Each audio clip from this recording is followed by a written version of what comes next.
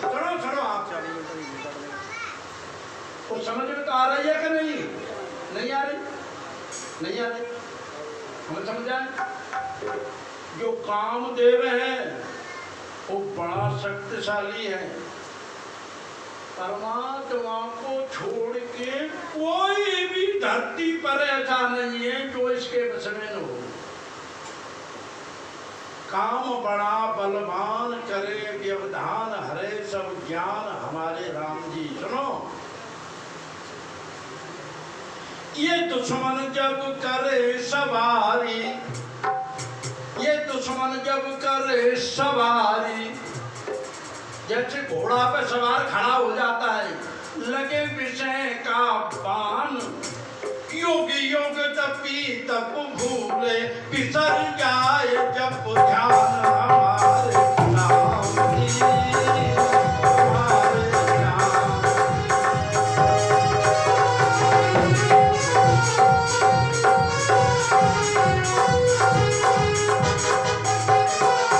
हम बड़ा बलवान करे जब ध्यान हरे सब ज्ञान हमारे राम जी, हमारे।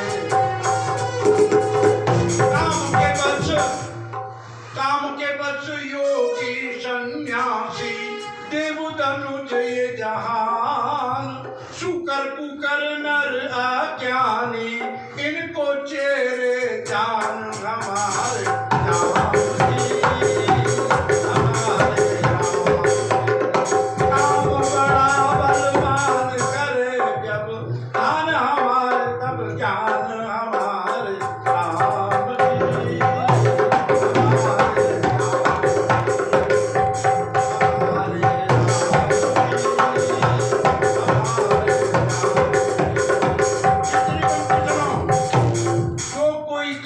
शत्रु को जीते सोई शूर महान, धर्मानंद काम को जीतो रक्षक श्री हनुमान हमारे राम जी, हमारे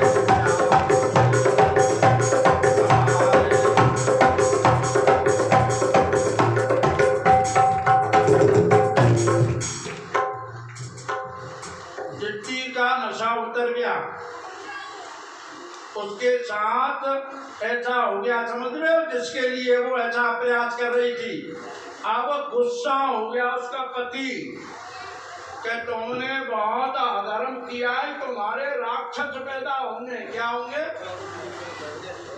बहुत दुष्ट पैदा होंगे पुत्र। तो इस डर से का राक्षस पैदा 100 वर्ष तक अपने गर्भ को धारण कर रखा है उसने। समझ में आया? तो पहले गर्भाधान हुआ है हिरण्यकश्यप का, और बाद में गर्भाधान हुआ है हिरण्याक्ष का। लेकिन माँ के पेट में से हिरण्याक्ष पहले निकला है। समझ आ रहा? यहाँ तो उसी को बड़ा मानते जो पहले आता है, लेकिन ये उन मुनीश्वरों को पता था कि इस बच्चे का गर्भाधान पहले हुआ है। समझ रहे? और वो पीछे आया हिरण्यकश्यप को, तो वो बड़ा माना गया। किसको बड़ा माना गया बहनों? जो पीछे निकला पर गर्भाधान उसका पहले हुआ था, तो हिरण्यकश्यप बड़ा भाई माना। और इतने बड़े होते जा रहे हैं कि रोजाना आकाश को छूते हुए इतने बड़े बलवान हो गए। फिर तपस्या की और उन्होंने ब्रह्मा जी से वरदान मांग लिया कि हमें कोई जीत नहीं सके। दोनों भाइयों में बहुत प्रेम है। अब हिरण्याक्ष गदा हाथ में लेकर के और निकल पड़ा दिग्विजय के लिए। करें उपद्रव असुर निकाया और नाना रूप धरे कर माया। राक्षसों की सेनाएं जय विजय हो धर्म निर्मूला और सो सब करें वेद प्रतिकूला। जैसे धर्म का नाश हो, वेद विरुद्ध आचरण कर रहे हैं। और अभी भी यहाँ ऐसा है तो उसको भी उनका भाई समझ लेना। माने मात पिता नहीं देवा, जो माता को, पिता को, देवताओं को किसी को नहीं मानता, साथ उन्हें करवा, जिनके ये आचरण भगवान बोले तो उनको राक्षस समझो। अगर हमारे बीच में ऐसा कोई है जो न माता को मानता है न पिता को मानता है किसी को, तो वो भी राक्षस ही है, चाहे वो ब्राह्मण चाहे कोई भी है। बात समझ आ गई? इनके ये लक्षण हैं। जो वेद को, धर्म को, किसी चीज को नहीं मानता, भगवान को नहीं मानता, भगवान की कथा को नहीं अच्छी तरह श्रवण करता, पढ़ा लिखा होते हुए भी वो पशुओं से भी गिरा गुजरा। बात समझ आई होगी सज्जनों? तो वो अभिमान वश रसातल में पहुंच गया, वरुण देव के पास। वरुण देवता जानते हो, जल का देवता। और वहां नमस्कार तो किया। नमस्कार कई तरह से होती है, किसी का अपमान करने के लिए भी नमस्कार होती है। तो ऐसे ही उन्होंने वरुण देव का अपमान करने के लिए नमस्कार किया और बोला, महाराज आपने कभी रासु यज्ञ किया था, आपने दैत्य राक्षसों को सबको परास्त कर दिया था, आप में कितनी शक्ति है, आओ मुझे अपनी शक्ति दिखाओ। वो वरुण देव बड़े होशियार थे कि ये परमात्मा के बगैर तो किसी से मरेगा नहीं। उन्होंने कहा, भैया हमने तो लड़ाई झगड़ा छोड़ दिया है और आपके मुकाबले इस त्रिलोकी में कोई भी शूरवीर नहीं है। आपका तो मुकाबला नारायण ही कर सकते हैं। और नारद जी ने पता बता दिया। उस समय पृथ्वी रसातल में थी और 12 भगवान बन के सुअर, समझ गए, और भगवान पृथ्वी को निकालने के लिए वहां पहुंच गए। वहीं नारद जी ने बता दिया कि वो आ रही है पृथ्वी को लेने। अब पहुंच गया वो भी गदा हाथ में लेके और भगवान से व्यंग कर रहा है, अरे दुष्ट, तेरा तो कपट ही शक्ति है। तूने कपट करके मेरे बहुत से भाइयों को और सहयोगियों को मारा है। आज मैं सारा बदला ले लूंगा, अपनी छाती ठंडा करूंगा तुझे मार के। भगवान बोले नहीं कुछ भी और पृथ्वी को ऊपर ले आए और वो आगे से बकरा है, पीछे से व्यंग कर रहा है। भगवान ने पृथ्वी को सही जगह पर रख दिया। इतने में जब पृथ्वी पर आ गए तो ब्रह्मा जी आदि देवता आ गए, भगवान की स्तुति करने लगे। 12 भगवान की सुअर बने हुए। क्या बने हुए? सुअर। उनके सुअर के होते ना सींग, नहीं वो दांत, उस पे लाए पृथ्वी को, उसकी प्रार्थना कर रहे हैं। और ब्रह्मा जी ने कहा, प्रभु इस दैत्य की मृत्यु आपके हाथ से है, इसके सिर पर मौत मंडरा रही है और आप इसका अंत करें। तो जब वो कह रहा था, भगवान ने एक चपाटा मारा उसमें, उसके सिर के बाल कहाँ उड़ गए, हाथ कहीं गिर गया, पैर कहीं गिर गए, ऐसे छन्न भिन्न हो गया। जरा सी देर में परमात्मा ने हिरणाक्ष को मार के और अपने लोक को चले गए। बात समझा? बोलो 12 भगवान की। अब सुनो अंतर। भगवान कृष्ण और भगवान राम पूर्ण अवतार हैं और जितने जो दूसरे अवतार हैं वो एक काम को करने के लिए आए और फिर चले गए। इनको बोलते अंश अवतार। समझ आए? जैसे बड़ा भगवान पृथ्वी को लाने और हिरणाक्ष को मारने के लिए आए और चले गए। नरसिंह भगवान प्रहलाद को बचाने के लिए आए और हिरण्यकश्यप को मार के, समझे, मोहनी भगवान राक्षसों पे से अमृत छुड़ाने, कच्छप भगवान उसको धारण, समझ जाना, इसके लिए आए और फिर काम पूरा होने पर चले गए। इसके बाद आती है कथा कपिल भगवान की। बोलो कपिल भगवान की। कपिल किसके हैं ये समझो। एक कर्दम ऋषि लोकपाल, उन्होंने पत्नी के लिए तपस्या की। काय के लिए? कि मुझे सातवीं पत्नी मिले। क्योंकि चिंतन करो, क्योंकि जी क्योंकि पत्नी ही अच्छी संतान पैदा करती है। अच्छी पत्नी, समझ में आया? अच्छी पत्नी होगी तो संतान कैसी होगी? अच्छी होगी। तो उन्होंने तपस्या की। किसने?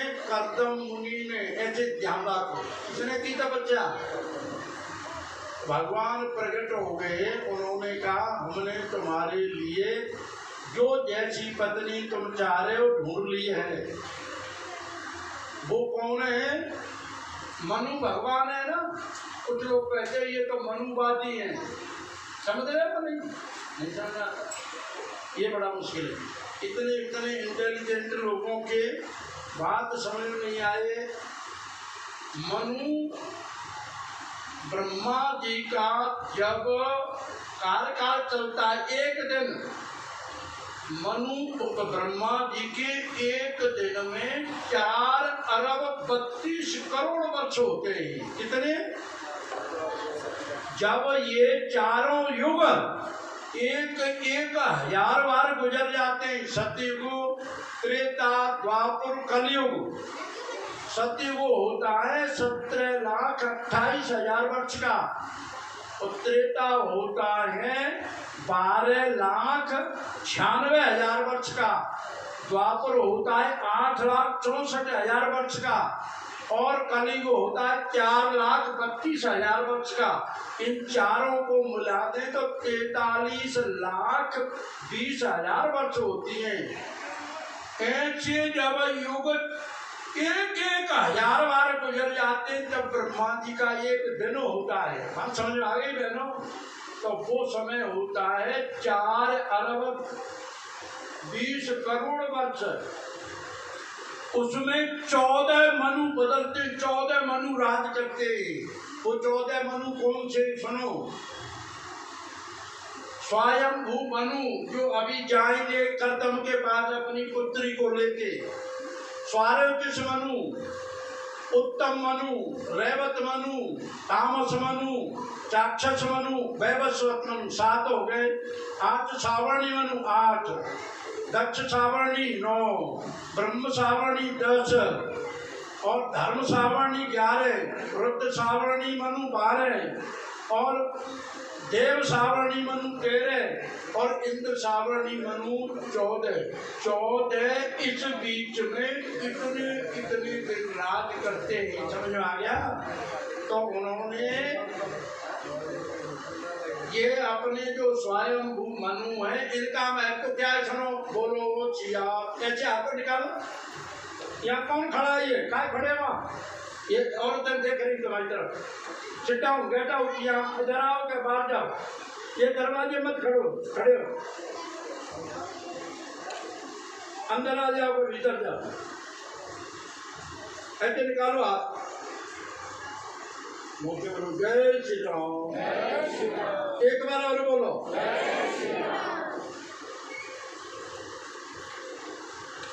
मनु भगवान से पहले सृष्टि कैसे होती थी? स्त्री और पुरुष के मिलने से जो बच्चे बनते हैं ना, ऐसे नहीं होती थी। पहले ब्रह्मा जी ने संकल्प कर लिया, ये पंजा बन गया। वहाँ स्त्री की और पुरुष की जरूरत। समझ में आया? जो स्त्री और पुरुष के मिलकर के सृष्टि हुई, वो मनु और शत्रुपादि से शुरुआत हुई है। समझ में आया? ऐसी कर दो थोड़ा सा, जिनकी समझ में आ गया। और ये ब्रह्मा जी के शरीर में से।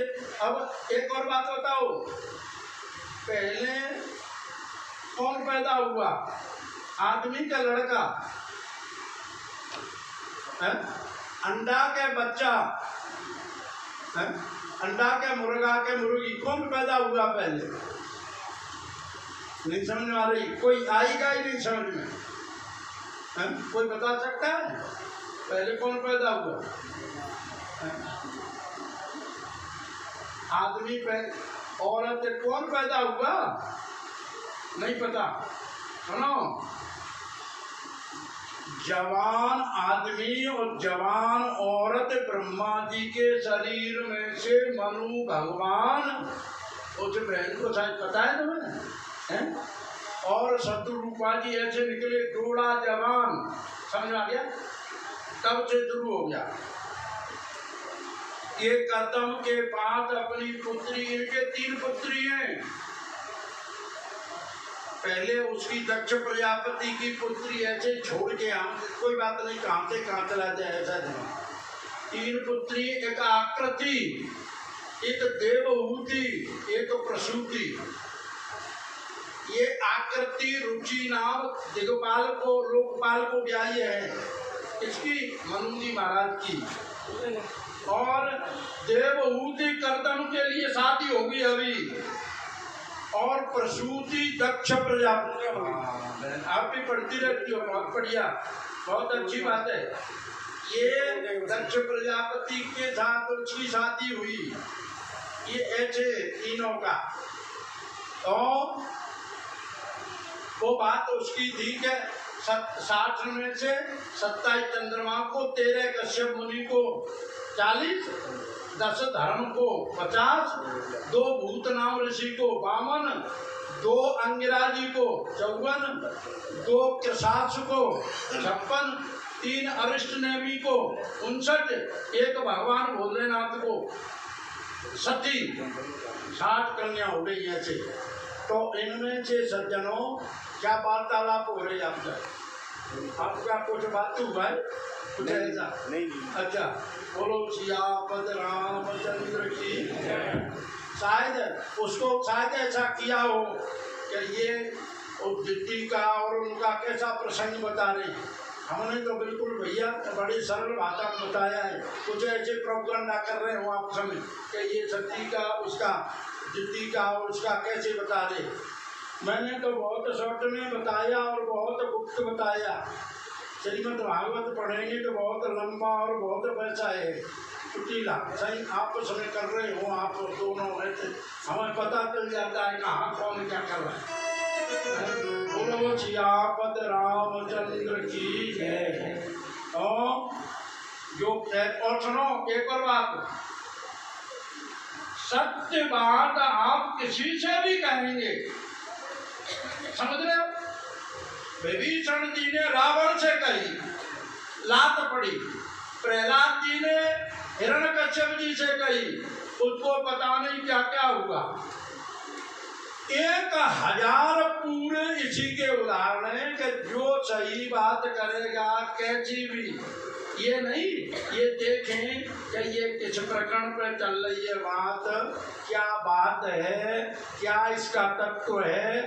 कामदेव आप उल्टे हो जाओ चाहे सीधे हो जाओ, किसी के बाप के बस में नहीं है।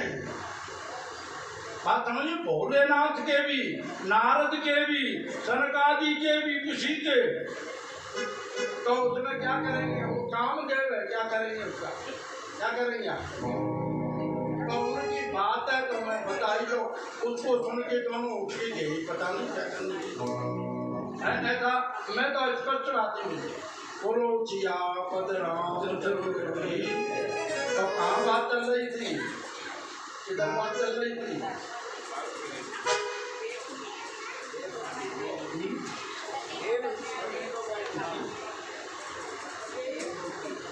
इधर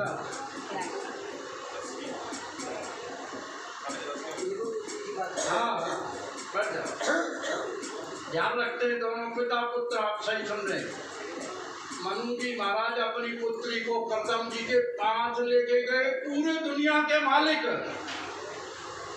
और पहले ही भगवान सेट कर आए थे।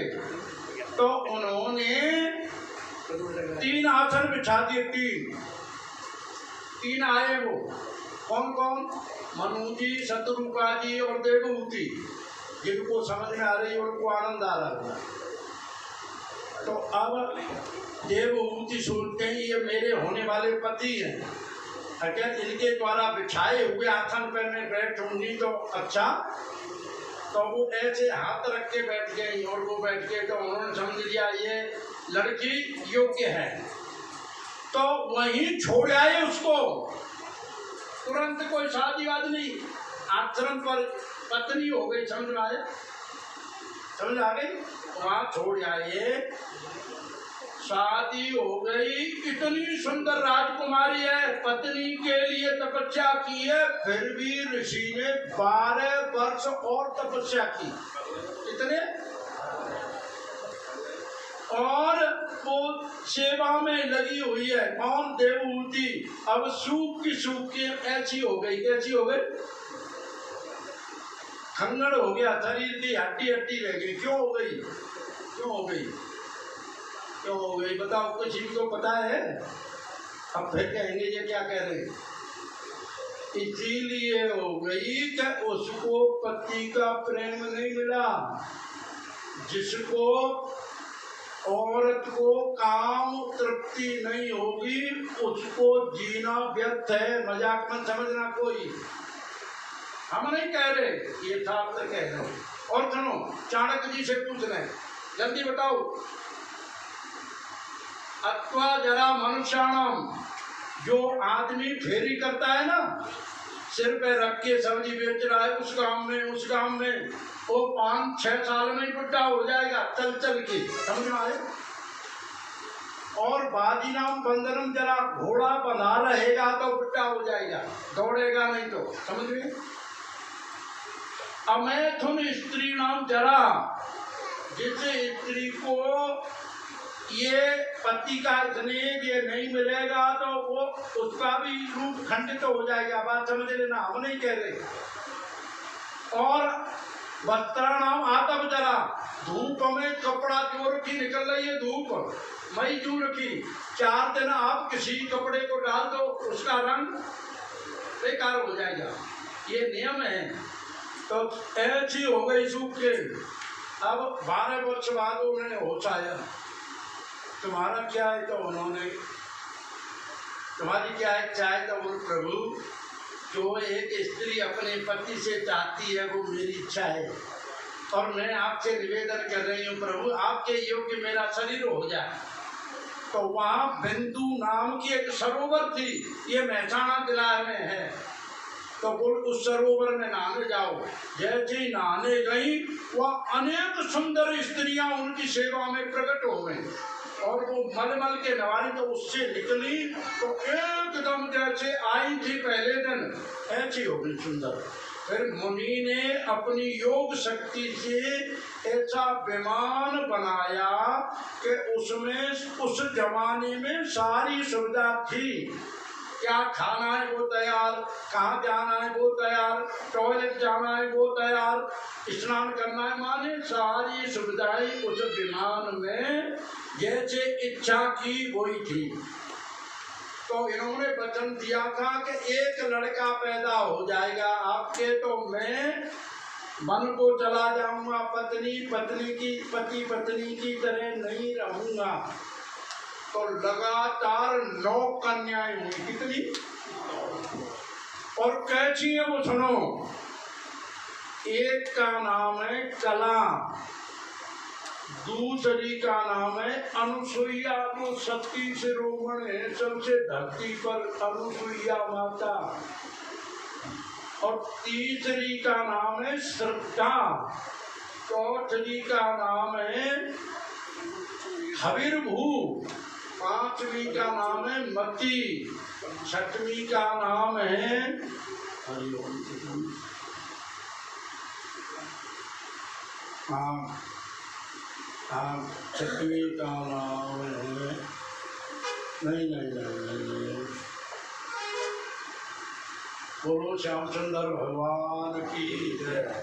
थोड़ी देखो, कुछ इधर उधर ध्यान होने से भी 6वीं का नाम है। हाँ चलो, 7वीं का नाम है, चलो 1 सेकंड। जय श्री राम, जय श्री राम, जय श्री राम। तुलसी को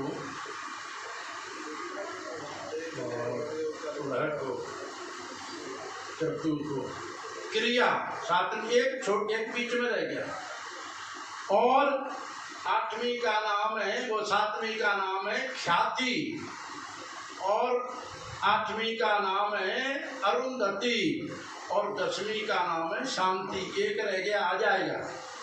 तो जो कला है वो मरीचि जो सप्तऋषि है उसको शादी हुई, कितनी ऊंची कैटेगरी की, किसको हुई बहनों भाइयों? कला की शादी मरीचि से, जो कश्यप ऋषि जो देवताओं के सबके पिता हैं उनके साथ। उसके बाद नंबर अरुण, जिसका अनुसुईया अत्रि ऋषि के साथ, जिनके दुर्वासा ऋषि, चंद्रमा आदि ये हैं सभी, 2-3 अनुसुईया माता सती शिरोमणि। उसके बाद अनुसुईया के बाद श्रद्धा अंगरा मुनि के साथ शादी हुई। अच्छा, हविर्मुखी पुरुष के साथ शादी हुई जो रावण का बाबा है। और मती की शादी हुई कुलह के साथ। और क्रिया की शादी हुई क्रतु के साथ। समझ में आया? ये भी हो गया मामला, आगे आया। तो अभी ख्याति भृगु ऋषि के साथ ख्याति की शादी हुई 7वीं। 8वीं है अरुंधति वशिष्ठ जी से शादी हुई। और 9वीं है शांति, उसकी अथर्वा मुनि से शादी हुई। समझ में आएगा? एक बार और सुनो जो सुनना चाहते हो। कला की शादी हुई मरीचि मुनि से, अनुसुईया की शादी हुई अत्रि मुनि से, और श्रद्धा की शादी हुई अंगिरा जी से, हविर्भू की शादी हुई पुलस्त जी से, मती की शादी हुई पुलस्त जी से, मती की शादी कुलह से, और क्रिया की शादी क्रतु से, और ख्याति की शादी भृगु से, और अरुंधति की शादी वशिष्ठ से, और शांति की शादी अथर्वा मुनि से। इनके बड़े बड़े अच्छी संतान पैदा हुई। अभी बच्चा नहीं है तो वो फिर बाद में आए कपिल भगवान। बोलो कपिल भगवान की जय। तो कपिल भगवान आए तो भगवान कभी कि ये छोटे हैं कि बड़े हैं ऐसा नहीं देखा जाता।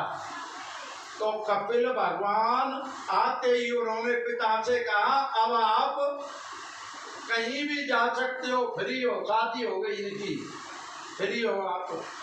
तो माता जी ने इनका नामकरण करने ब्रह्मा जी आ जाए तो माता जी ने कहा ये मेरा बेटा ही परमात्मा है। तो उन्होंने एक दिन कपिल मुनि के अपने बेटा को प्रणाम किया, नमस्कार किया, चरणों में वंदन किया।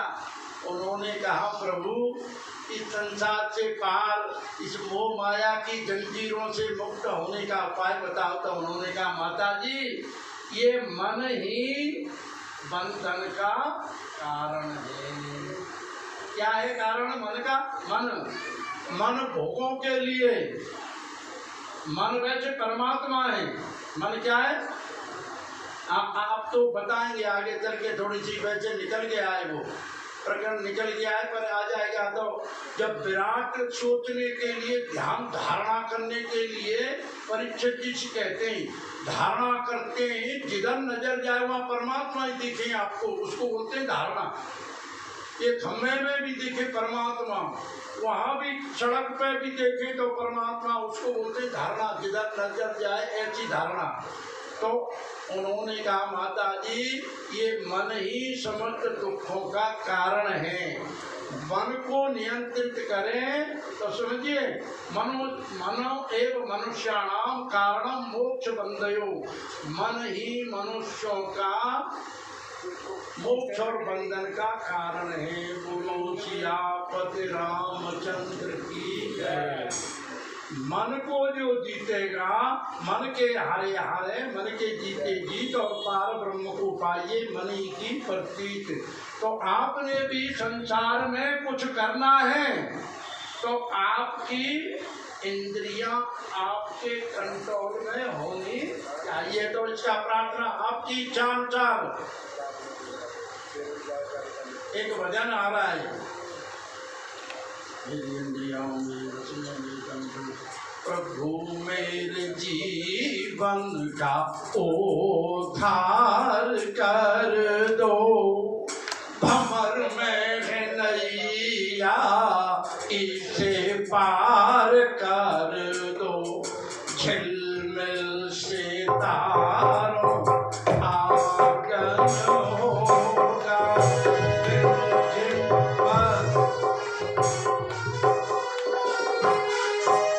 ऐसे डाल लेते हैं। प्रभु मेरे जीवन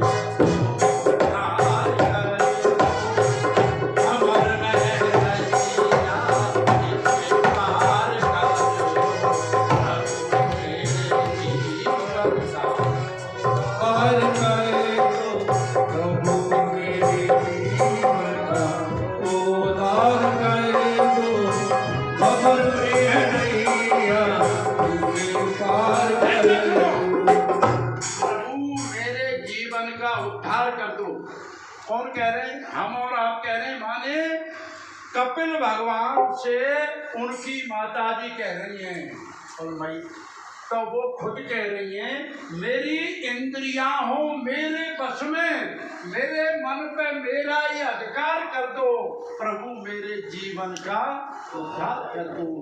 गाऊं सदा में वेद की ऋचाएं, गाऊं सदा में वेद की ऋचाएं, तन मन में वेदों का संचार कर दो, और प्रभु मेरे जीवन का उद्धार कर दो। और सुनो आपके लिए, ना शुभ कर्मों से पीछे रहूं मैं अच्छाई करने में, कि ये केवल कृष्ण जी दान कर रहे हैं तो हम इनसे और ज्यादा दान करें, ऐसा भावना रहनी चाहिए आदमी में।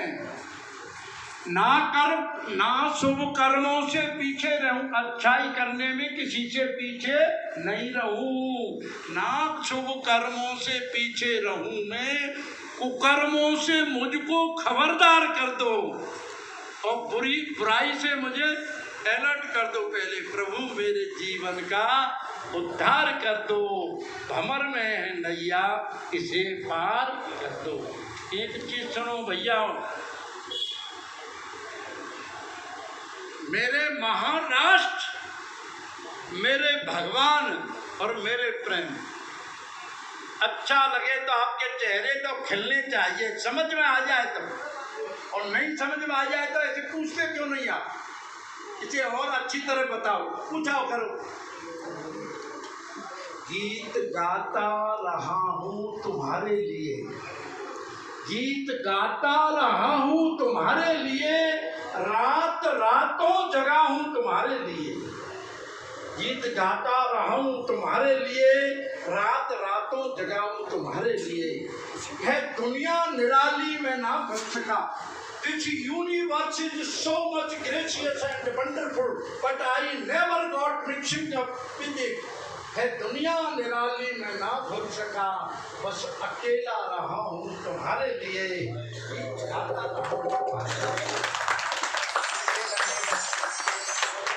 साथ मेरे हुए कितने हद से, हर आदमी के जीवन में